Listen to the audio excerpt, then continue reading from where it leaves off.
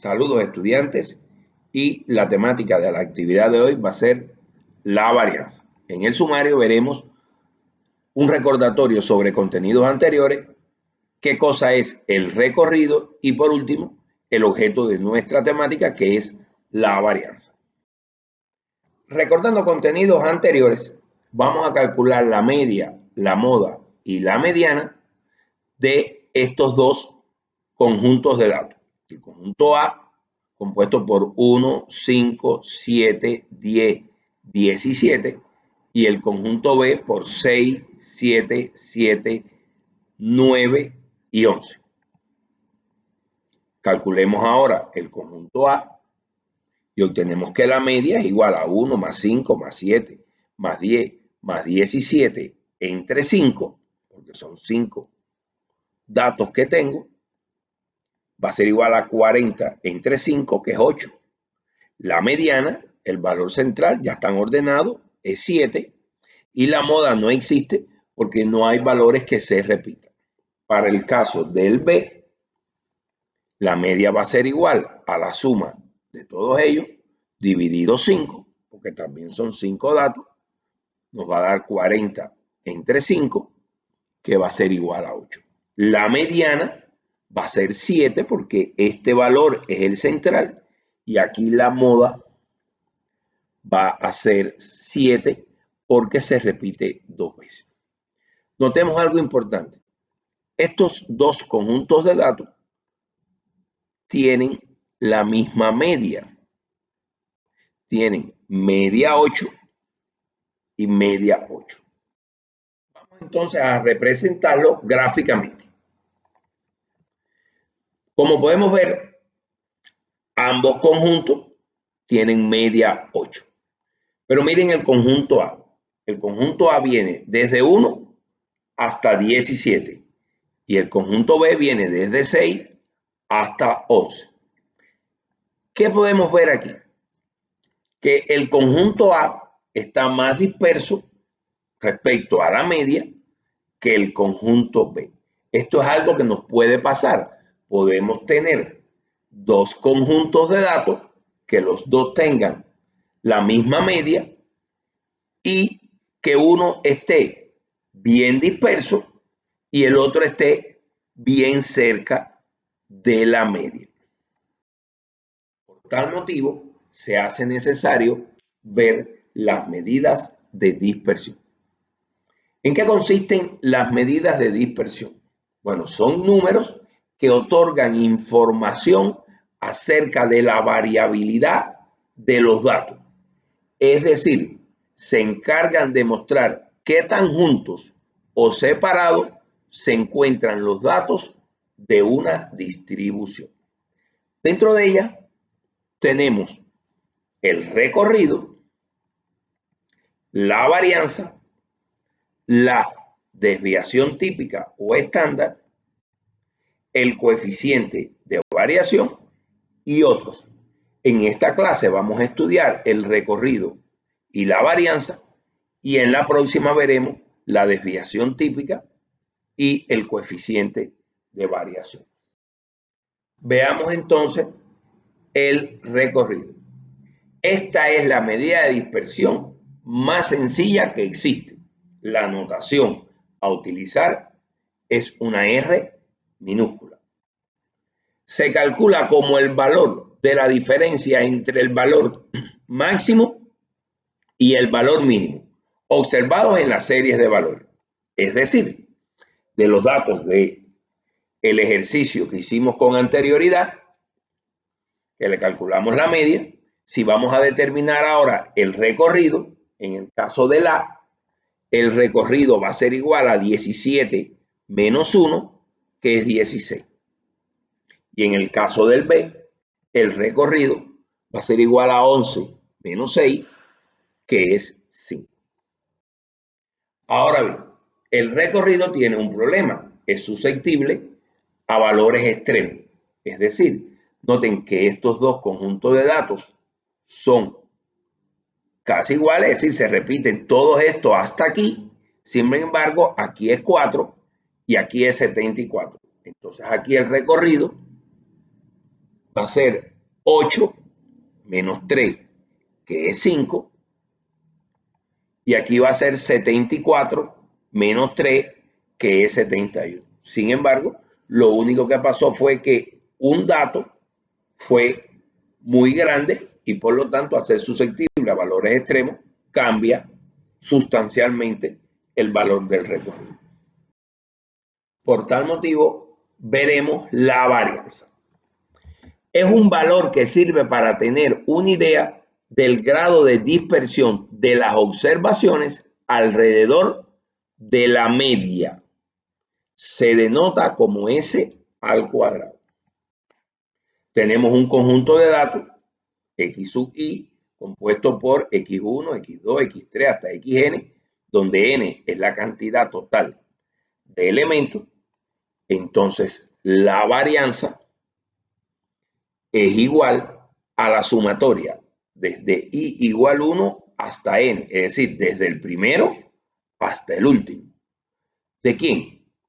De cada uno de los valores menos la media elevado al cuadrado, dividido n menos 1. Recuerden que en toda esta primera parte estamos hablando siempre de que estamos calculando estadígrafos y son estadígrafos destinados a la muestra.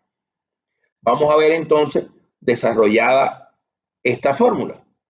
Bueno, esto quiere decir que la varianza es igual al primer valor menos la media al cuadrado más el segundo valor menos la media al cuadrado más el tercer valor menos la media al cuadrado, sucesivamente hasta que llego al último valor menos la media todo elevado al cuadrado dividido n menos 1.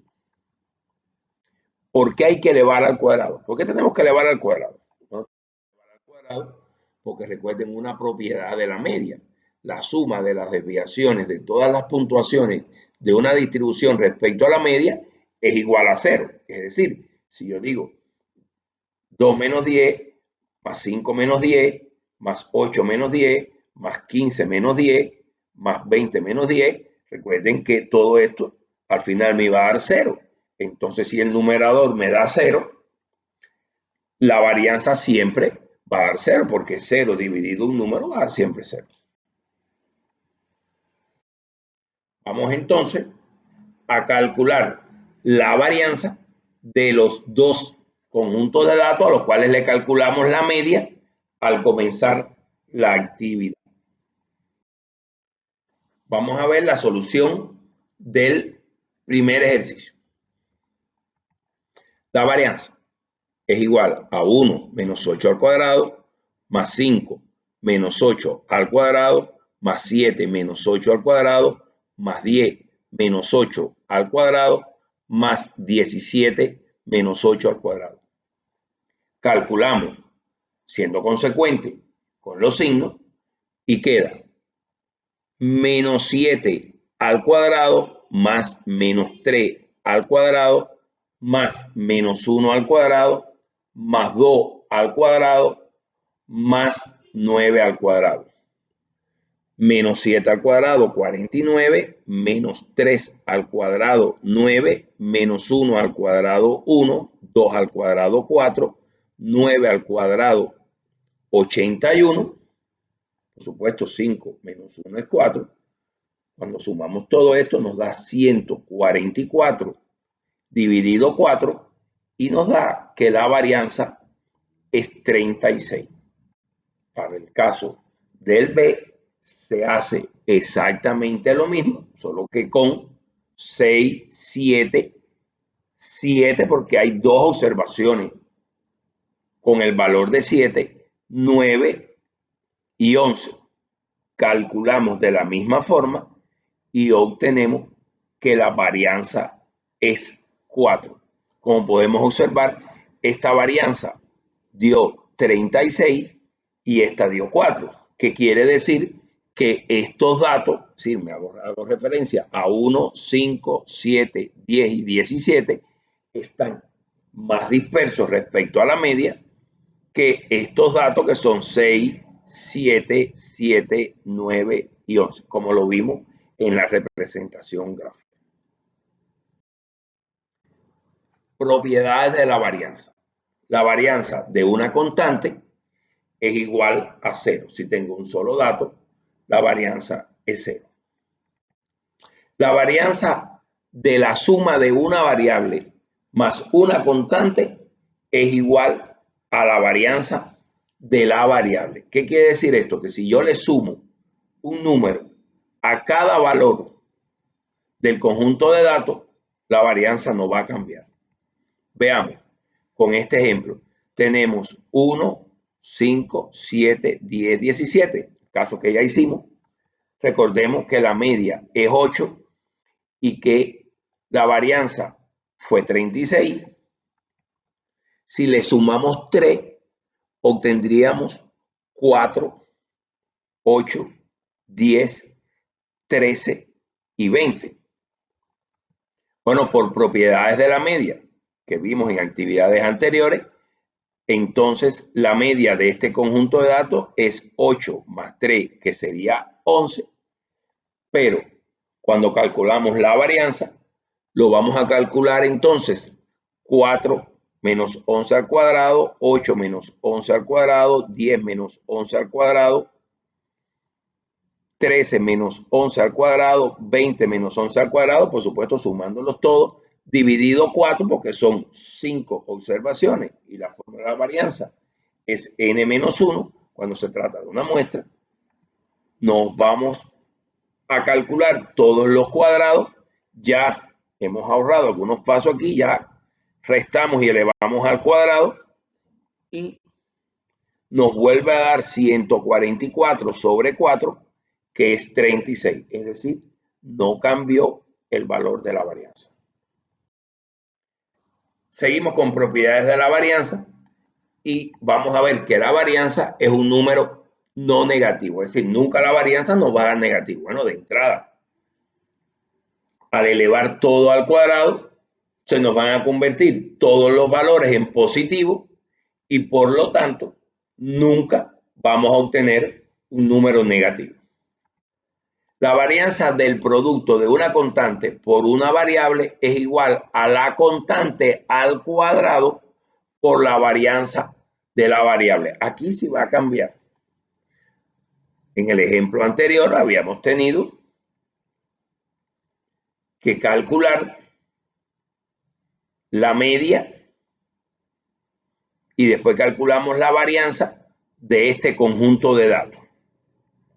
Veamos entonces que si multiplicamos todo por 3, entonces tenemos 6 por 3, 18, 7 por 3, 21, 7 por 3, 21, 9 por 3, 27, 11 por 3, 33.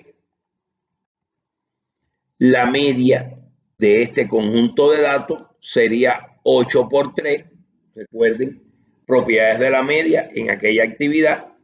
Y cuando calculamos la varianza ahora de este conjunto de datos, lo que vamos a obtener va a ser todos los valores, pero ahora restándole 24, que va a ser la media de este conjunto de datos,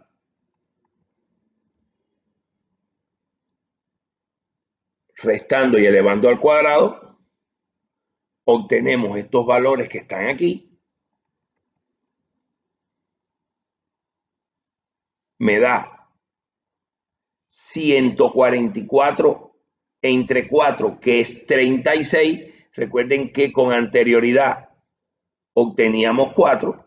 Lo que pasa es que 36 es lo mismo que decir 3, este 3 al cuadrado por 4, que es igual a 9 por 4, que es igual a 36. Es decir, si yo a todos los datos los multiplico por 3, la nueva varianza va a ser igual a 3 al cuadrado por la varianza que era 4. Bien, la varianza no va a hablar por los datos, como vimos en la clase de la media, que diciendo la media nos llevábamos una idea de los datos, pero sí nos va a servir para juzgar la confiabilidad de la media. Vamos a verlo con un ejemplo. Usted se acerca a una persona y le dice, oye, ¿usted sabe a cómo está el precio de la libra de pollo en un mercado determinado. Y él le dice, bueno, yo estuve leyendo que en los últimos días el precio promedio era de 1,37 dólares la libra. Usted va para ese mercado. Si cuando usted llega a ese mercado se encuentra que la libra de pollo está a 1,41 o está a 1,33, usted lo compra sin ningún tipo de problema. Pero si cuando usted llega se encuentra que la libra de pollo está a 1,95, lo más seguro es que usted le diga a la persona, oye, me engañaste, no sé dónde tú sacaste que la libra de pollo estaba como promedio a 1,37. ¿Por qué pasó esto? Bueno, pasó esto porque en el primero de los casos, miren aquí los valores del pollo por libra durante 10 días.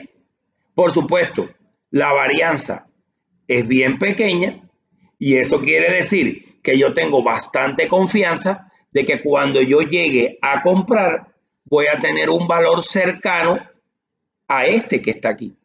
Pero ¿qué pasaría si la varianza es muy grande?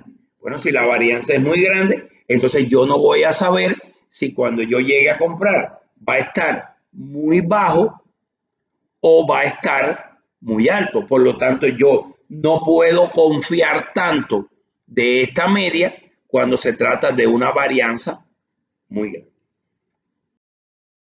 Es posible comparar la dispersión de diversas muestras.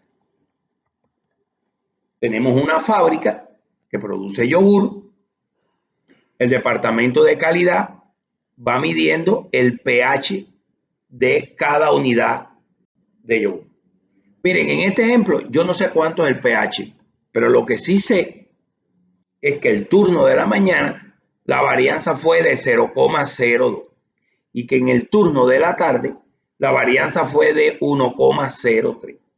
Bueno, yo puedo llegar a la conclusión de que en este turno de la mañana, los valores del pH están todos muy próximos a la media y en este turno de la tarde están un poco más dispersos, que quiere decir que van a haber litros con un pH alto, pero también van a haber litros con un pH bajo. Y esto no debería ser. ¿Por qué? Porque bajo condiciones iguales deben de obtenerse resultados iguales. Y entonces los directivos de esta empresa tendrían que ver por qué hay un turno que trabajando bajo las mismas condiciones, los litros salen con un pH demasiado bajo o con un pH demasiado alto, cuando lo que debería de pasar es que todos salgan con un pH casi igual. Gracias a todos por su atención y nos vemos en próximas clases.